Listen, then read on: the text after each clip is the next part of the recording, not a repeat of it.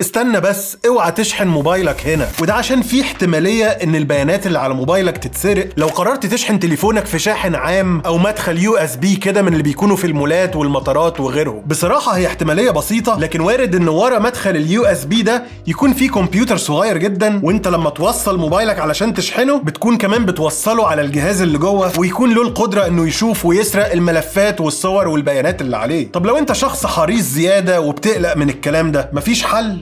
عيب بقى، في طبعا. القطعة الصغيرة دي اسمها يو اس بي داتا بلوكر عشان لو حابب تدور عليها، ودي قطعة بسيطة ومش غالية، بتوصلها من طرف في كابل اليو اس بي بتاعك، والناحية التانية بتاعتها في اي شاحن عام، ووقتها دي بتمنع ان اي بيانات تتنقل عن طريق الكابل حتى لو متوصل على شاحن مش تمام، وبتسمح بمرور كهرباء فقط لشحن موبايلك. لكن زي ما قلت لك ما تقلقش قوي علشان نسبة ان يكون في خطر من النوع ده قليلة جدا، لكن عموما حاول تستخدم الشواحن العامة دي في الحالات الضرورية لو موبايلك هيفصل شحن مش عمال على بطال، عشان انا ساعات ببقى كده لو البطاريه نزلت شويه بمشي ادور على اي فتحه يو اس بي في اي حته، او دايما امشي بالباور بانك بتاعك، اسهل وامن. وطبعا ما تنساش تتابعني لفيديوهات اكتر عن التكنولوجيا والاختراعات اللي زي دي.